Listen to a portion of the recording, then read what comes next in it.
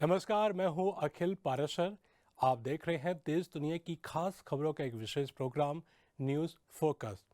चलिए पहले नजर डालते हैं इस हफ्ते की टॉप हेडलाइंस पर। चीन का सर्विस ट्रेड 2025 की पहली 3 तिमाहियों में 7.6% बढ़ा। चीन का विदेशी व्यापार 10 महीनों में 3.6% बढ़ा। मिस्र में खुला दुनिया का सबसे बड़ा म्यूजियम। अब समाचार विस्तार से। चीन का सर्विस ट्रेड यानी सेवाओं का व्यापार साल 2025 की पहली 3 तिमाहियों में मजबूती से बढ़ा है। देश के वाणिज्य मंत्रालय के मुताबिक इस दौरान सेवाओं के आयात और निर्यात का कुल मूल्य करीब 6 ट्रिलियन युएन रहा, जो पिछले साल की तुलना में 7.6% ज्यादा है। डेटा के अनुसार सेवाओं का निर्यात 14.4% बढ़कर 2.6 ट्रिलियन युएन तक पहुंचा, जबकि आयात 2.8% बढ़कर 3.33 ट्रिलियन युएन पर रहा। यानी पिछले साल की तुलना में ट्रेड घाटा लगभग 238 अरब युएन कम हुआ।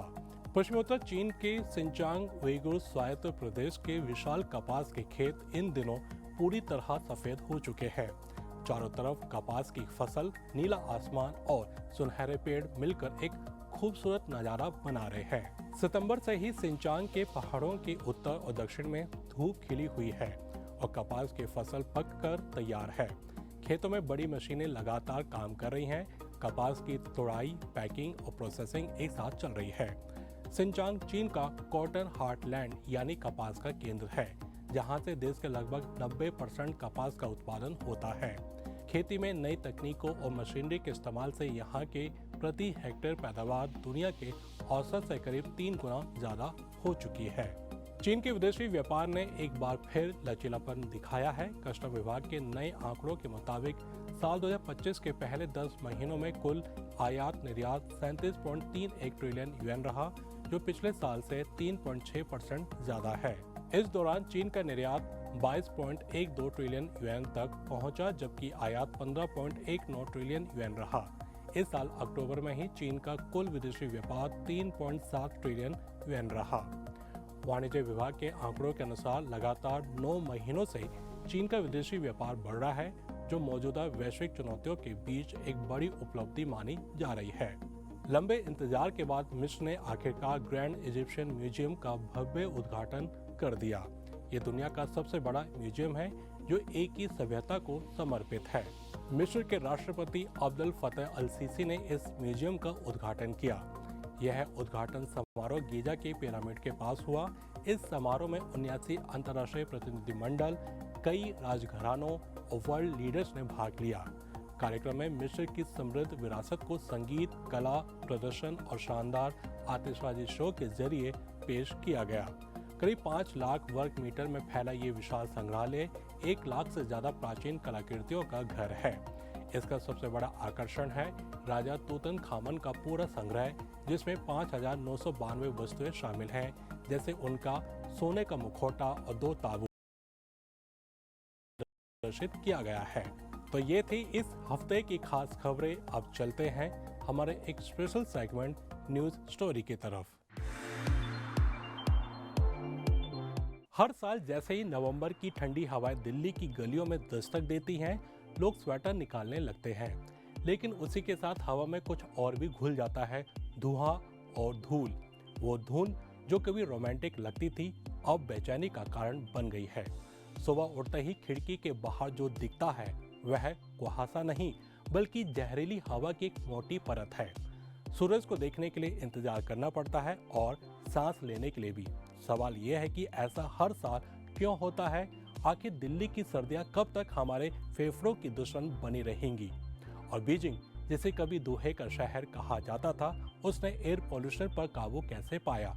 आज की न्यूज स्टोरी में हम इन सब पर बात करेंगे और जानेंगे इन सवालों के जवाब। असल में कहानी सिर्फ मौसम की नहीं, हमारी आदतों की भी है। सर्दियों में जब तापमान गिरता है तब हवा भारी हो जाती है और उसका प्रवाह धीमा पड़ जाता है।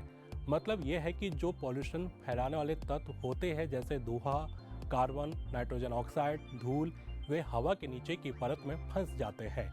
यानी जो हवा हमें मिलती है वही जहर से भरी होती है। अब इस पराली जलाने के मौसम को जोड़ दीजिए। पंजाब, हरियाणा और उत्तर प्रदेश में खेतों से उठता धुआं सीधे दिल्ली की छतों पर आ गिरता है। फिर लाख कोशिशों के बावजूद हर साल वही नज़ारा, स्मोक से ढकी सड़कें, मास्क में लिपटे चेहरे और घरों में बंद खिड़कियां। दिल्ली की हवा की इस बिगड़ते हाल में सिर्फ पराली नहीं, हमारी रोजमर्रा की जिंदगी भी जिम्मेदार है। गाड़ियों से निकलता धुआं, कंस्ट्रक्शन साइट्स की उड़ती धूल और सर्दी में कोयले लकड़ी से चलने वाले हीटर सब मिलकर हवा को पॉल्यूशन का कॉकटेल बना देते हैं। और जब दिल्ली का AQI यानी एयर क्वालिटी इंडेक्स गंभीर श्रेणी में पहुंच जाता है तो ये कॉकटेल हमारे शरीर में हर सांस के साथ उतर जाता है। अब जरा बीजिंग की कहानी सुनिए। कभी वहां का हाल इतना खराब था कि AQI 500 के पार चला जाता था। आसमान हमेशा धुंधला, सूरज महीनों गायब रहता था। 2013 में बीजिंग दुनिया के सबसे पॉल्यूटेड शहरों में से एक था, लेकिन फिर चीन ने तय किया कि अब बहुत हो गया। उसने पॉल्यूशन के खिलाफ एक असली युद्ध छेड़ा और यही मोड़ था जिसने बीजिंग को बदला। चीन ने सबसे पहले अपनी इंडस्ट्री को शहरों से दूर भेजा, कोयले पर निर्भरता घटाई और गैस, सोलर और विंड एनर्जी को बढ़ावा दिया। और तो और पुरानी धुआं छोड़ने वाली गाड़ियों को सड़कों पर चलने से बैन कर दिया। यहाँ तक कि बीजिंग की बसें और टैक्सी इलेक्ट्रिक हो गईं, मेट्रो नेटवर्क का विस्तार हुआ और साइकिल लेन बनाए गए। लेकिन चीन ने सिर्फ योजना नहीं बनाई, उसे सख्ती से लागू भी किया। हर फैक्ट्री और हर कंस्ट्रक्शन साइट पर रियल टाइम मॉनिटरिंग सिस्टम लगाया गया। जो पॉल्यूशन फैलाए उस पर जुर्माना लगाया जाता था। यहाँ तक कि लोगों को भी जागरूक किया गया कि साफ हवा सिर्फ सरकार की जिम्मेदारी नहीं, उनकी भी है। नतीजा, 10 साल में बीजिंग की हवा पूरी तरह बदल गई। आज वहाँ का औसत AQI 70 से 90 के बीच रहता है, यानी बेहतर श्रेणी में। वही बीजिंग जहाँ एक वक्त सूरज देखना भी मुश्किल था, आज नीला आसमान देखने को मिलता है। सुनिए बीजिंग में रहने वाले कुछ भारतीयों का क्या कहना है। आप अगर मेरे पीछे ये नीला आसमान देख रहे हैं तो यकीन मानिए आज से 10 साल पहले तक ऐसा बिल्कुल नहीं था। यहाँ पर काफ़ी धुंध हुआ करती थी, लेकिन आज आप देखेंगे कि आसमान काफ़ी नीला है, हवा काफ़ी फ्रेशनेस है हवा में, और जब बाहर निकलते हैं तो किसी प्रकार की कोई घुटन महसूस नहीं होती है। तो बड़ा अच्छा लगता है जब हम बाहर सर्दियों में बाहर निकलते हैं, खिली खिली धूप हमें देखने को मिलती है। जब मैं 2016 में बीजिंग आई थी, बहुत पोल्यूशन रहता था। तब हमें हमेशा बाहर जाती तो मास्क हमेशा मेरे पास रखती थी और हमेशा वार्निंग रहता था। मगर अभी कोई डर ही नहीं है कि हमें हमेशा मास्क के ऊपर रहना है और बच्चों को आराम से बाहर लेकर जा सकते हैं। पहले तो बीजिंग का हवा का नाम सुनते ही लोग कहते हैं, अरे वहाँ सांस लेना भी बड़े मुश्किल की बात है। लेकिन आप देखिए, सब कुछ बदल गया है। मैंने करीब 10-12 साल पहले एयर प्यूरीफायर खरीदा था। कुछ बार उसको शुरुआत में इस्तेमाल किया, उसके बाद कभी आज तक वो इस्तेमाल हो ही नहीं पाया। उसे रखा हुआ देखती हूँ तो याद आता है कि बीजिंग काफ़ी बदल गया है। सरकार ने जो कदम उठाए थे इंडस्ट्री कंट्रोल और ग्रीन रेवोल्यूशन को लेकर, उसका असर अब खुलकर दिख रहा है बीजिंग में। सबसे बड़ा बदलाव तो ये है कि अब आसमान नीला दिखने लगा है। पहले तो धुंध और धुएं में सूरज तक छिपा रहता था। सच में बीजिंग सिर्फ अब एक मॉडर्न शहर नहीं बल्कि ऐसा शहर बन चुका है। तो अब सवाल उठता है, क्या दिल्ली भी बीजिंग जैसा बन सकती है? जवाब है हाँ, लेकिन शर्त यह है कि हमें बातों से ज्यादा करके दिखाना होगा। दिल्ली में नीतियों की कमी नहीं है। और इवन योजना, निर्माण कार्यों पर प्रतिबंध, इलेक्ट्रिक वाहनों को बढ़ावा, सड़कों पर पानी का छिड़काव। लेकिन समस्या ये है कि नीतियां बनती है पर टिकती नहीं। नियम आते हैं पर लागू होते नहीं। बीजिंग ने जो किया वह बस एक शब्द में है, सख्ती। नियमों पर ना तो राजनीति हुई ना समझौता। अब जनता की भूमिका भी कम नहीं। हम सब ने अपने हिस्से का पॉल्यूशन बना लिया है।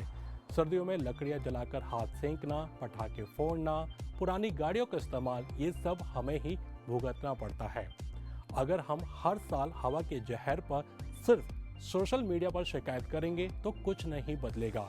बदलाव सड़क पर दिखेगा जब हम कार छोड़कर मेट्रो लेंगे, जब घर में कोयला नहीं बल्कि बिजली का हीटर जलाएंगे और जब हम दूसरों से ज़्यादा खुद पर नियम लागू करेंगे। आज बीजिंग में लोग फिर से पार्कों में टहलते हैं, बच्चों को बाहर खेलने देते हैं और सुबह की हवा में सांस लेते हैं, वो भी बिना डर के। वहीं दिल्ली में हर सर्दी एक चेतावनी बन जाती है। आखिर में बात साफ है, साफ हवा कोई विलासिता नहीं, एक बुनियादी अधिकार है। तो ये था आज का खास कार्यक्रम न्यूज़ फोकस। अभी आज्ञा दीजिए, अगले हफ्ते फिर मिलेंगे इसी समय। नमस्ते।